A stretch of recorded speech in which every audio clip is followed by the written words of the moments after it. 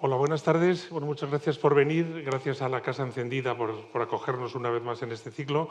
Gracias a Amnistía Internacional por colaborar con nosotros también y bueno, ponernos en contacto con Donatella y difundir el acto. Y gracias a mis colegas de IECA por toda su colaboración en esto. Como sabéis, este acto se enmarca dentro de un ciclo que hemos organizado para conmemorar el 20 aniversario de la Casa Encendida.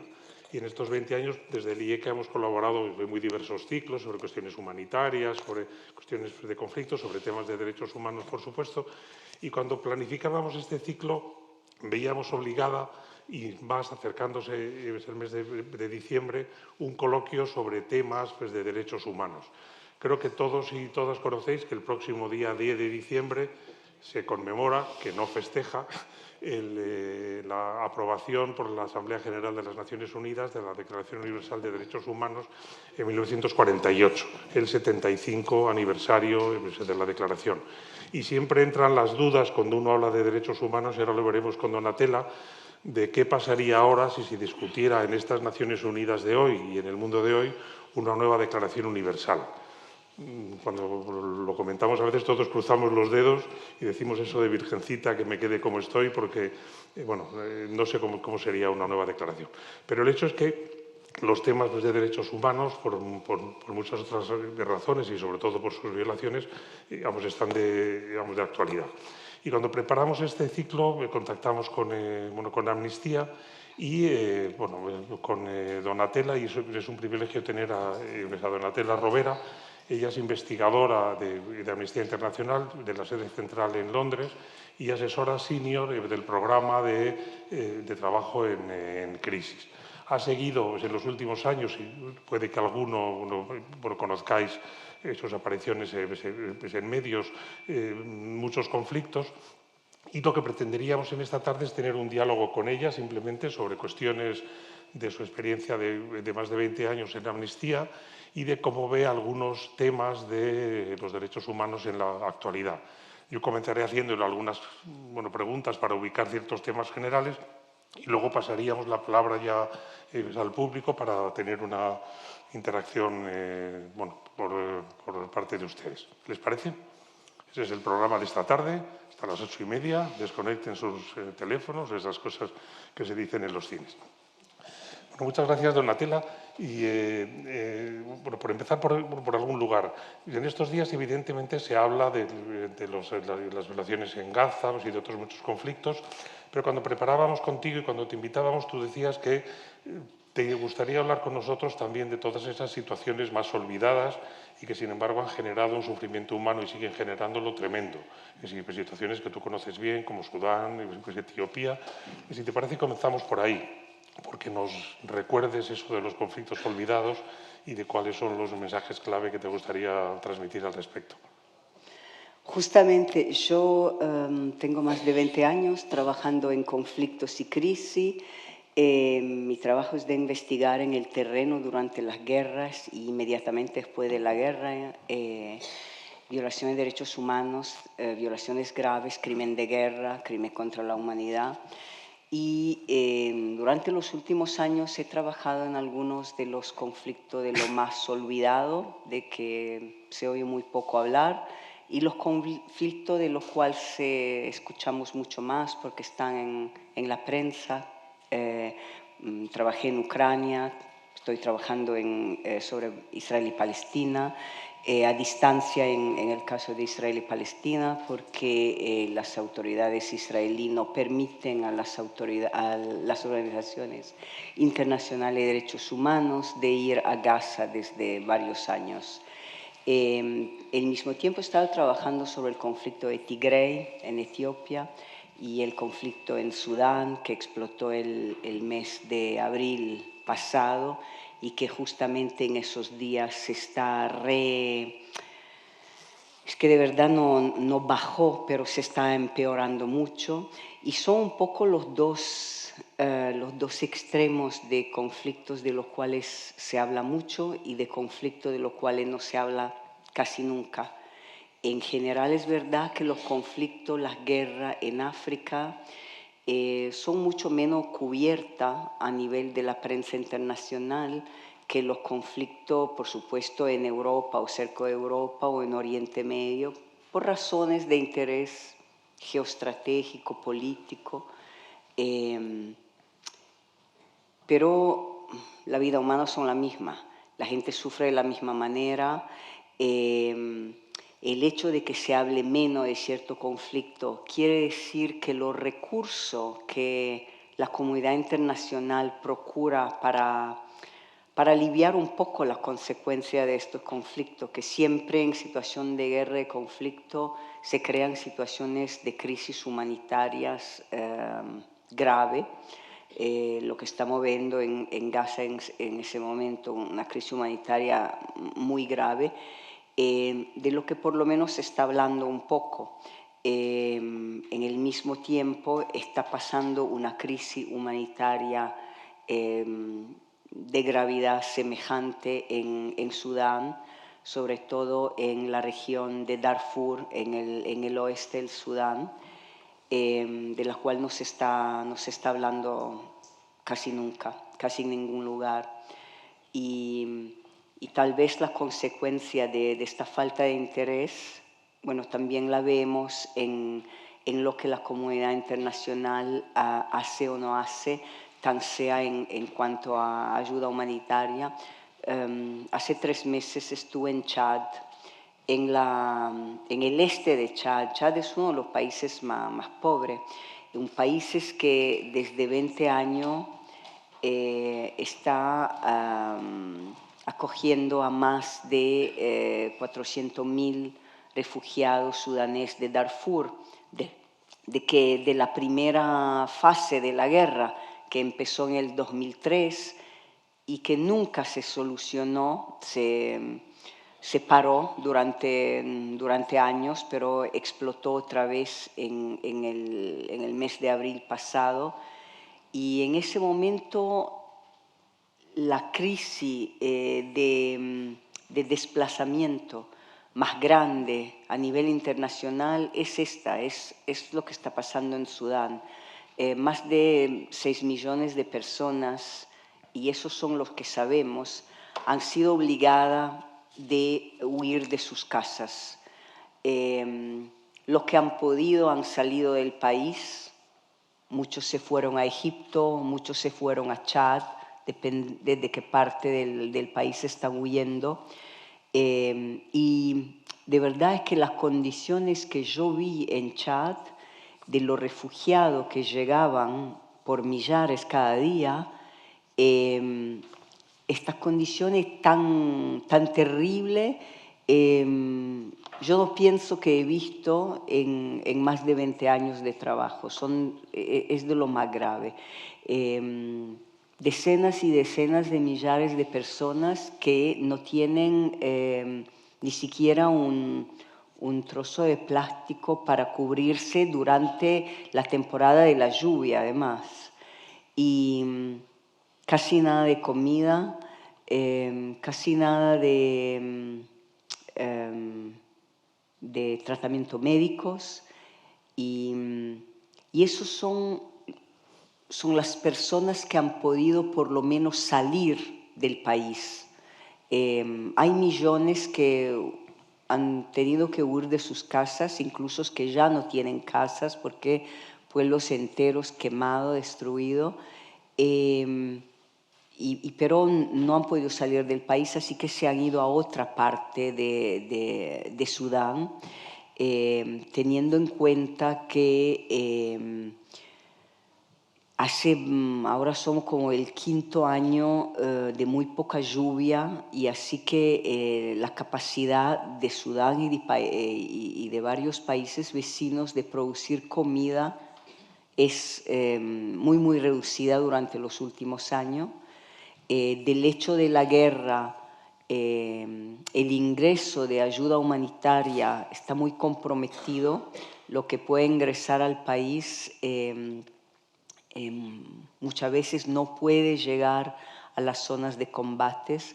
Así que estamos hablando de muchos millones de personas que están en situación absolutamente de catástrofe desde el mes de abril pasado, cuando explotó este conflicto entre las fuerzas militares y la fuerza paramilitar, que estaban compartiendo el poder desde algunos años y que empezaron a enfrentarse y, por supuesto, por lo que parece al momento, no va a haber una parte que va a poder ganar. Así que en ese momento hay diferentes regiones del país que están controladas de una parte o de otra.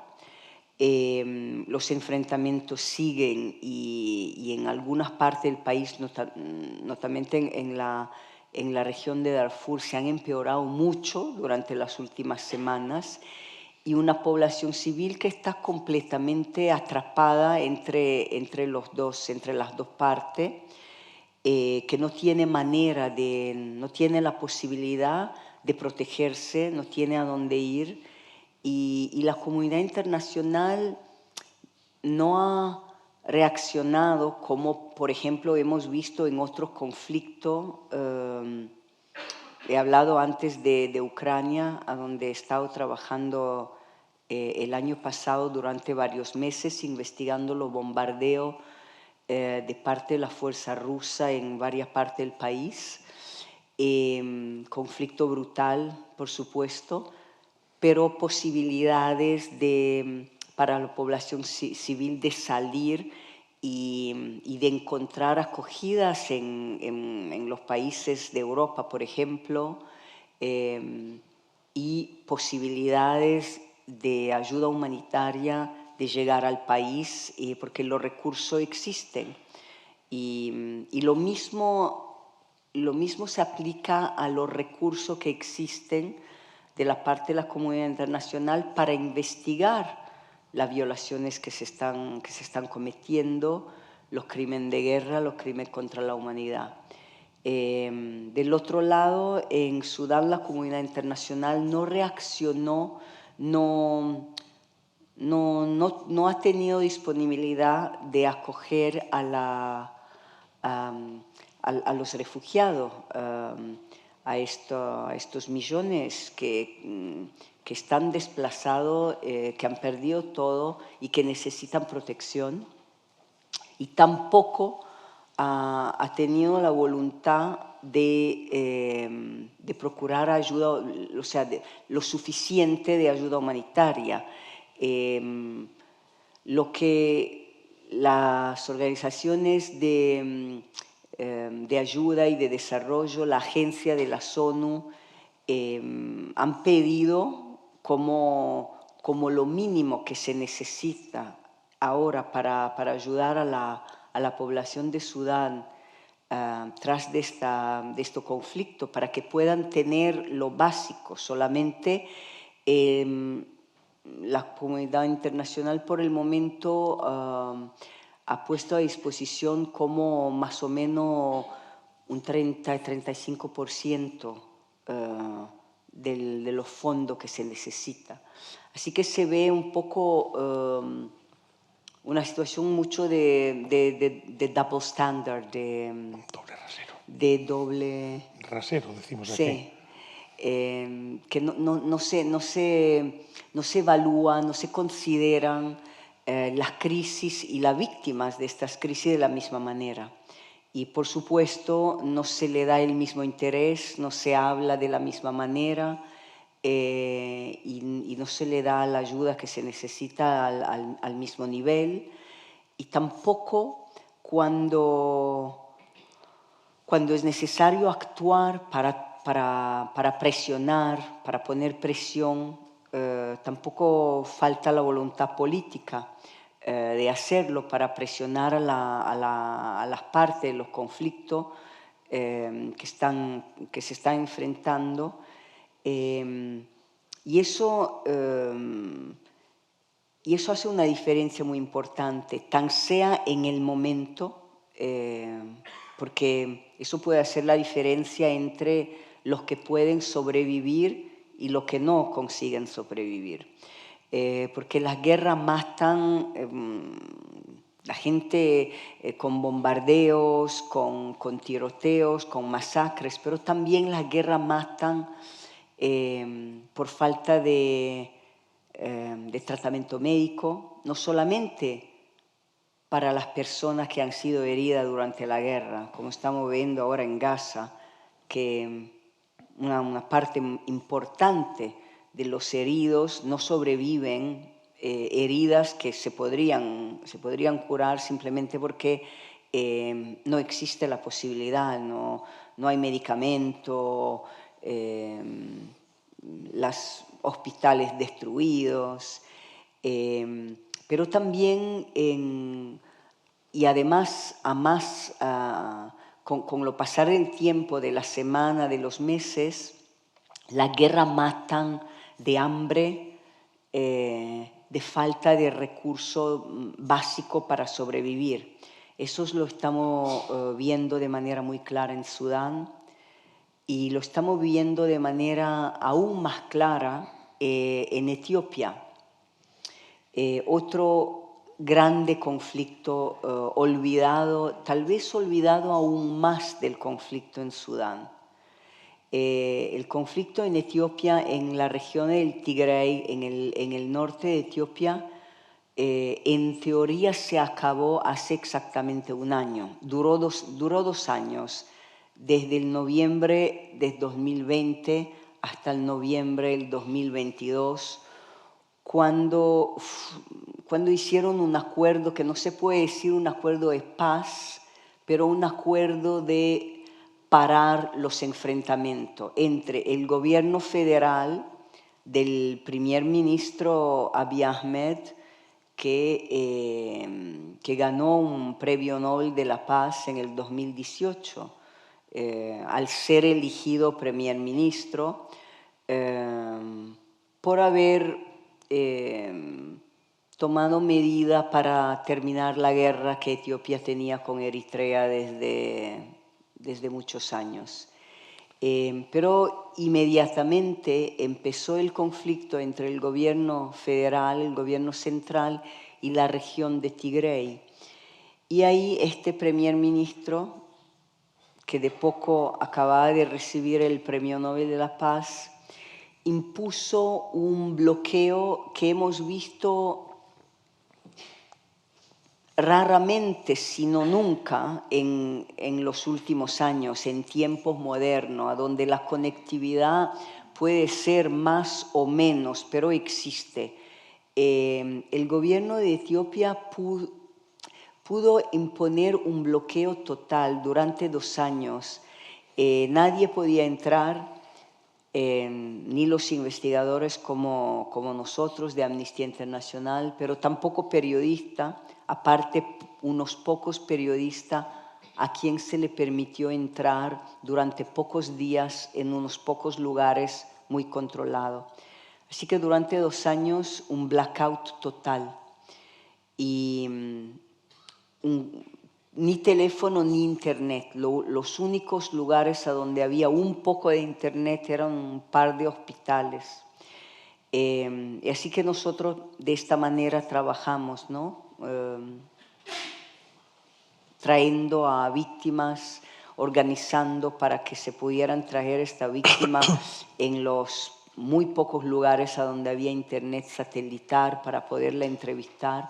Pero durante 2 años no hubo nada, por eso no salía nada en los social media, en los medios sociales como Twitter, Facebook, Instagram, cualquier cosa, porque nadie tenía la posibilidad de comunicar. Y ese conflicto duró 2 años en una región que en tiempo normal vive en mayoría de ayuda humanitaria.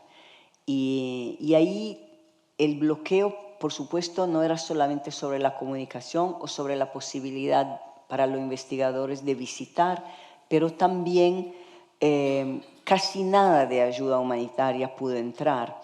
Así que decenas y decenas de millares de personas murieron simplemente de falta de comida y de falta de medicamento. Por supuesto, personas que habían sido heridas durante la guerra, pero también personas que, como en cualquier situación, tienen enfermedades crónicas u otra. Y todo eso pasó, se habla de casi 200.000 muertos durante 2 años en una población de menos de 6 millones de personas, así que un porcentaje muy, muy alto. Y verdad que casi no escuchamos nada, ni en los medios de comunicación clásicos, que sea la prensa escrita o la televisión, pero tampoco en social media, porque, por supuesto, con un bloqueo total de la comunicación no hubo posibilidad. Y en teoría eso sería el momento, porque se terminó el conflicto, no completamente, pero los enfrentamientos mayores ya se terminaron desde un año. Y desde un año ni nosotros hemos podido ir a investigar, ni otras organizaciones internacionales. Los mecanismos regionales, como los mecanismos de derechos humanos y de paz y seguridad de la Unión Africana, que es el mecanismo africano principal o el único mecanismo, no tuvieron la voluntad política de poner presión, y a nivel de los países occidentales, para así decir, se tomó un poco la excusa de decir, bueno, es que no podemos actuar, no podemos presionar si no hay leadership a nivel regional. Y así que hoy día no ha habido ninguna iniciativa, y por el momento no parece que va a haber a corto plazo, por lo menos, de tomar medidas para que las víctimas puedan tener justicia. La impunidad sigue completamente. Así que los mecanismos internacionales que existen y que se han desarrollado mucho durante los últimos, digamos, 20 años, al fin y al cabo pueden funcionar, ser eficientes, traer incluso unos cambios concretos. De principio han aumentado mucho la posibilidad de que ya no va a haber garantía de impunidad a largo plazo, como era el caso, por ejemplo, antes de la creación de la Corte Penal Internacional, y de unos cambios en las leyes en diferentes países que permiten de juzgar a responsables de crimen de guerra, crimen contra la humanidad, que se cometieron en otros países. Ahora sí tenemos mecanismos que no existían hace 20, 25 años. El problema que tenemos que resolver todavía es cuando falta la voluntad política, porque estos mecanismos, para que puedan funcionar, se necesita una voluntad política a nivel de la comunidad internacional para presionar, para actuar, y eso lo vemos en algunos casos de manera muy concreta y nos muestra que es posible cuando se quiere. Por ejemplo, yo estuve investigando en el terreno en Ucrania desde la primera semana de la guerra, y bastante rápidamente la Corte Penal Internacional mandó a Ucrania 42 investigadores. Era la primera vez en la historia de la Corte Penal Internacional, que es una historia relativamente reciente, relativamente nueva. Y así que eso muestra que cuando hay la voluntad se puede hacer mucho con los mecanismos que tenemos, los antiguos y los más nuevos, como la Corte Penal Internacional. Se puede investigar, se puede preparar casos para juzgar a los responsables. En otros casos, sin embargo, dos problemas.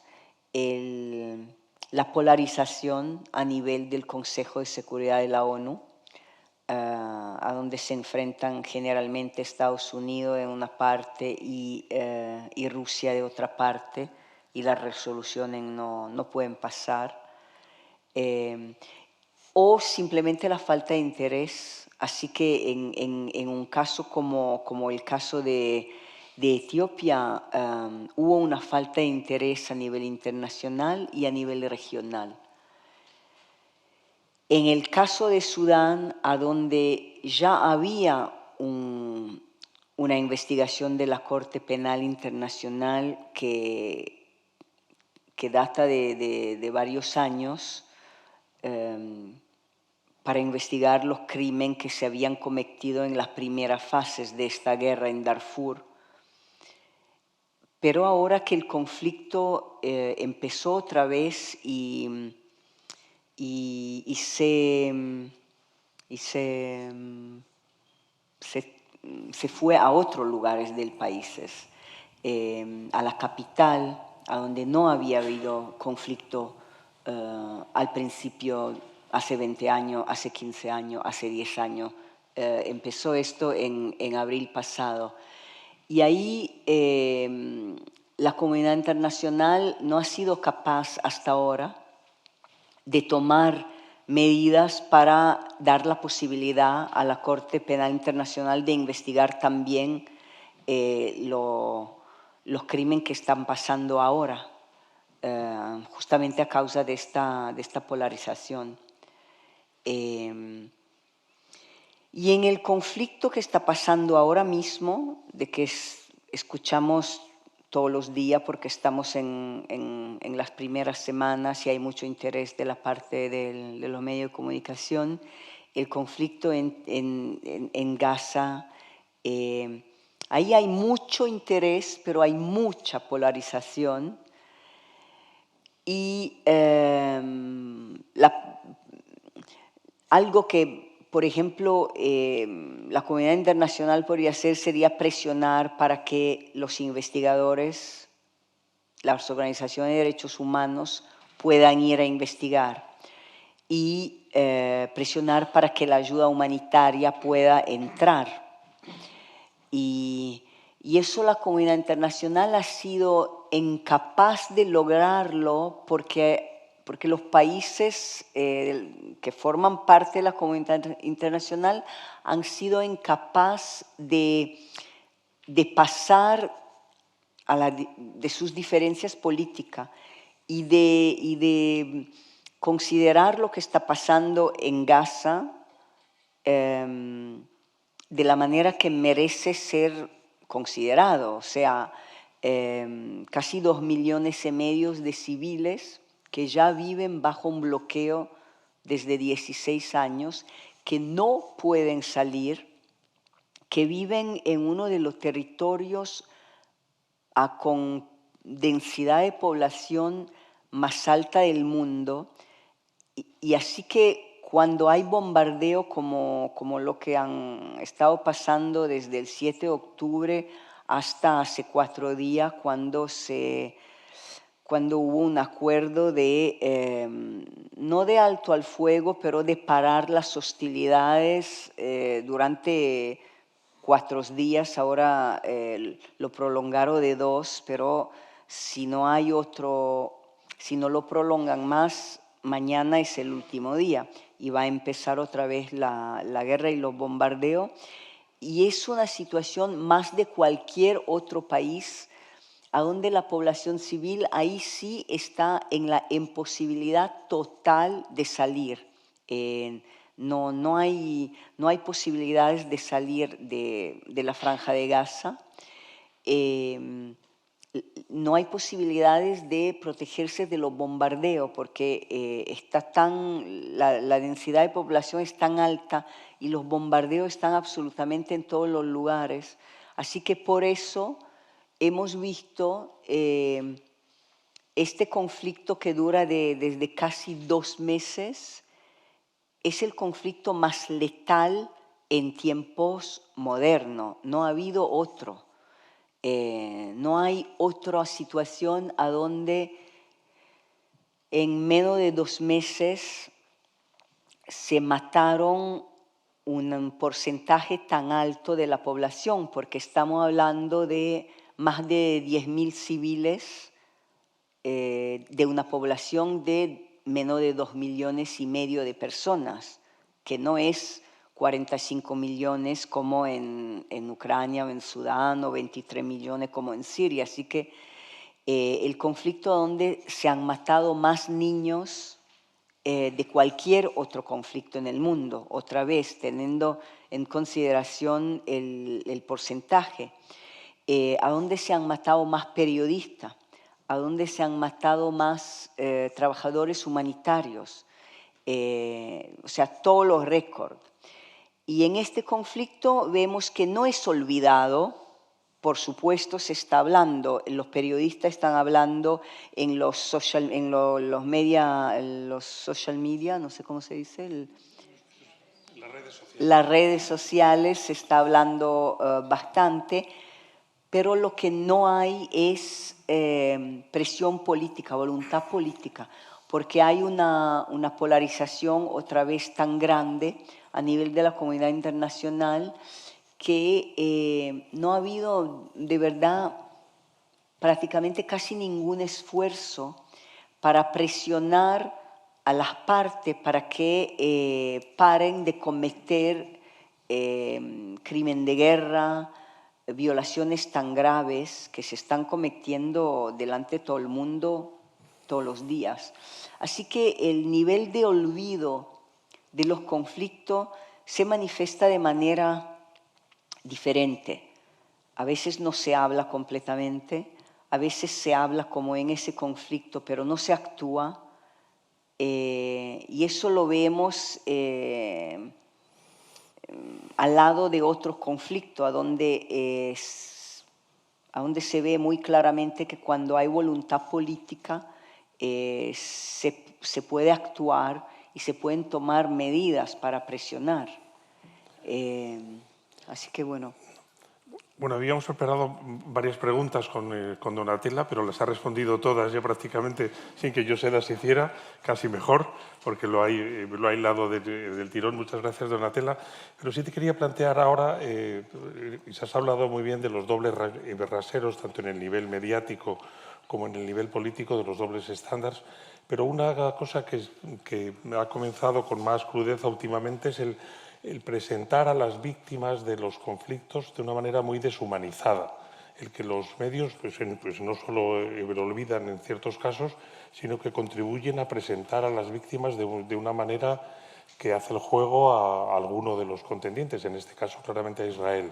Y esta idea de deshumanización, que las organizaciones de derechos humanos como Amnistía me lo habéis combatido siempre, parece que está creciendo al hilo de gobiernos conservadores, el auge de la extrema derecha en muchos países. ¿Cuál sería vuestra reflexión desde Amnistía sobre este tema, de la presentación del propio sufrimiento humano de esta manera tan deshumanizada?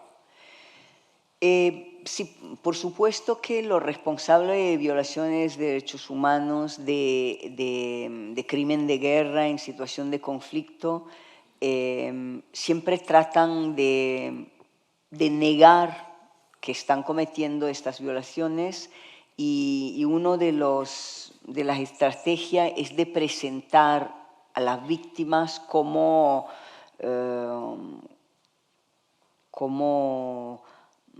un peligro. Y eso lo vemos no solamente en tiempo de conflictos y de guerra, pero también en tiempo de paz, ¿no? Se detienen a personas, se torturan y se presenta como el hecho de la detención arbitraria, incluso la tortura, es necesario para proteger a la sociedad de individuos muy peligrosos. Lo que estamos viendo en el conflicto en Gaza de manera particular es tal vez un poco más grave, porque responsable a un nivel alto, responsable político, responsables de gobierno que se expresan diciendo que en Gaza no hay personas civiles inocentes. Y le pregunta, pero incluso los niños, sí, no hay niños, no hay. Así que, por supuesto que cuando se llega a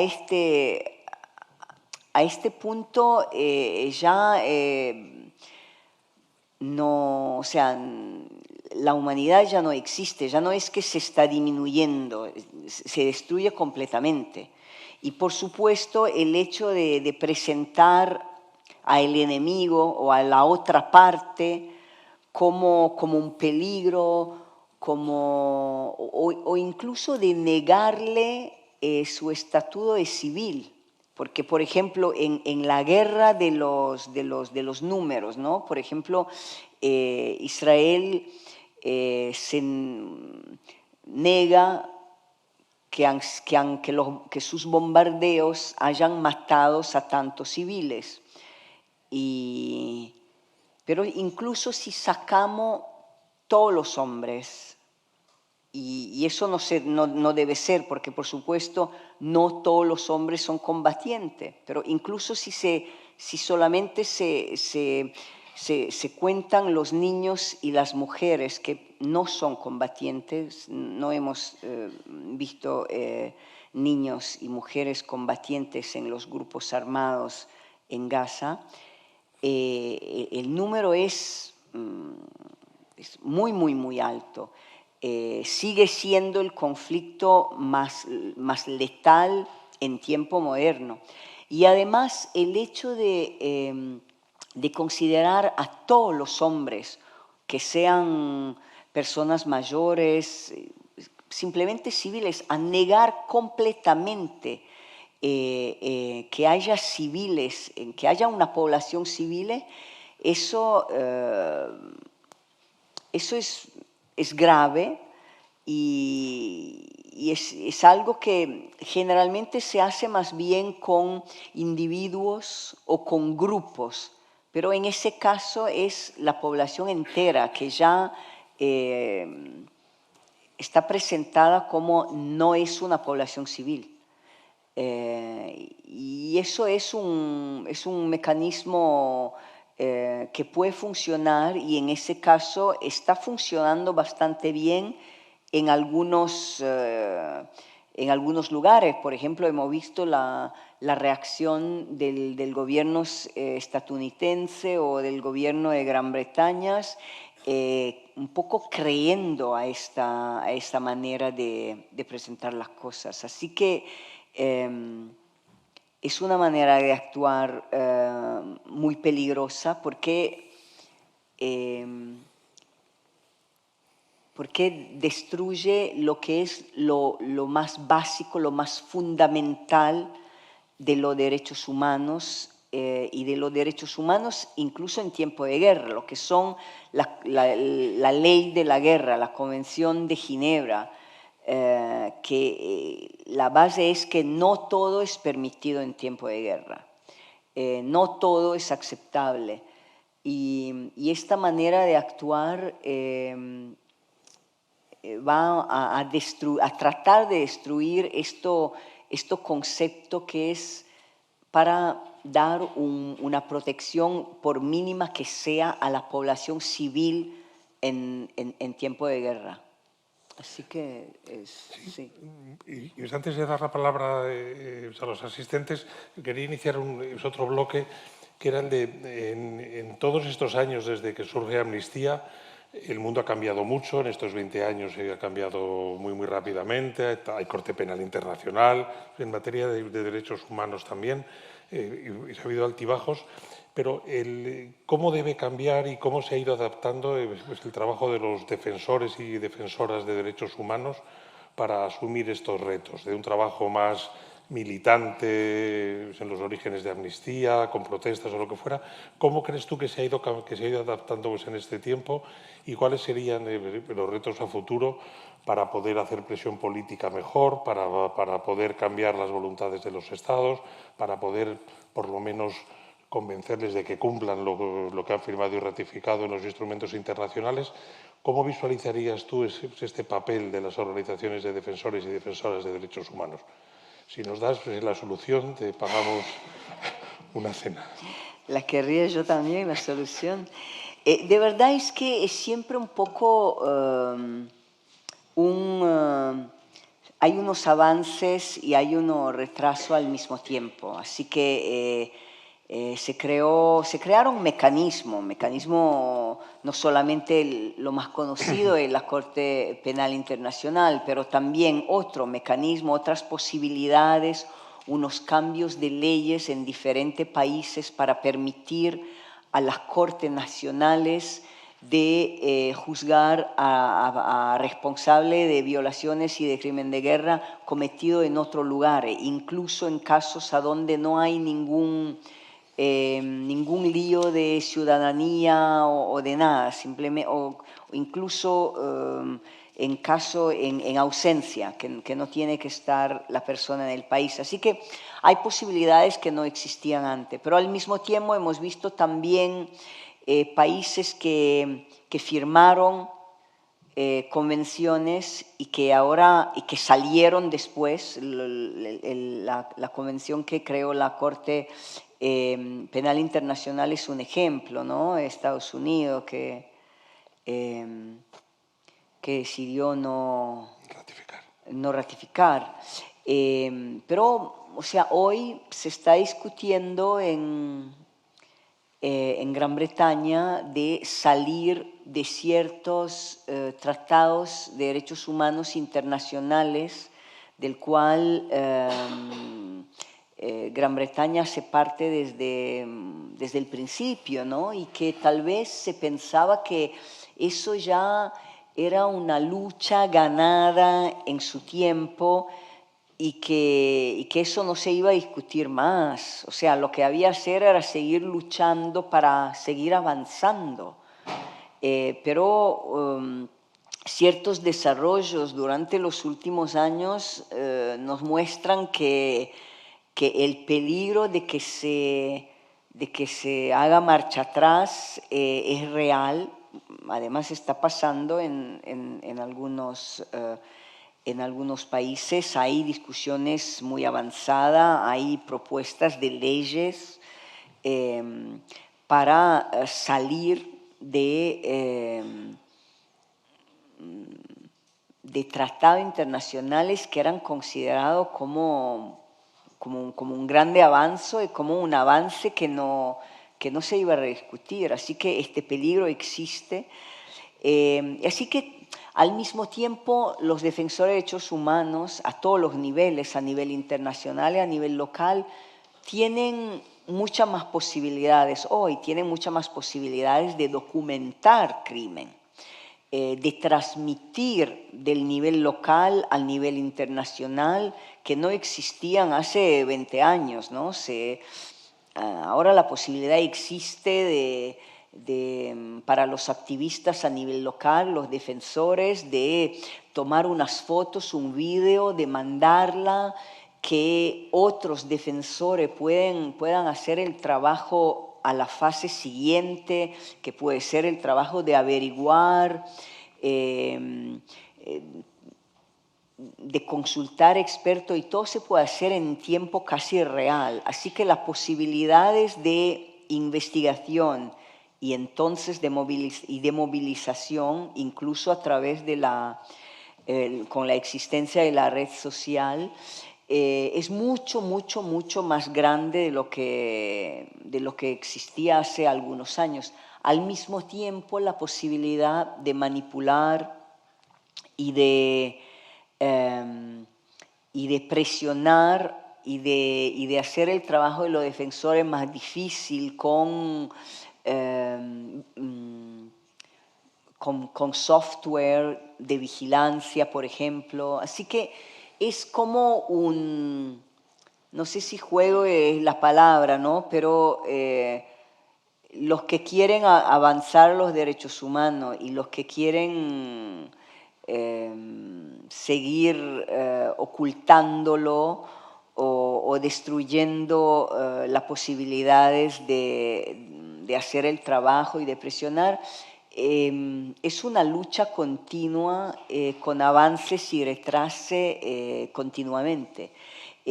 Como estaba diciendo, las posibilidades en el papel a nivel de arsenal jurídico que tenemos, tan sea a nivel nacional en diferentes países, como sea a nivel internacional, es más importante de lo que existía hace 20 años. El problema de lo que se va a cumplir o no, eso es una cuestión de voluntad política y en ese sentido el problema no ha cambiado. Los intereses para que avancen ciertos temas y que se oculten otros, estas luchas no han cambiado.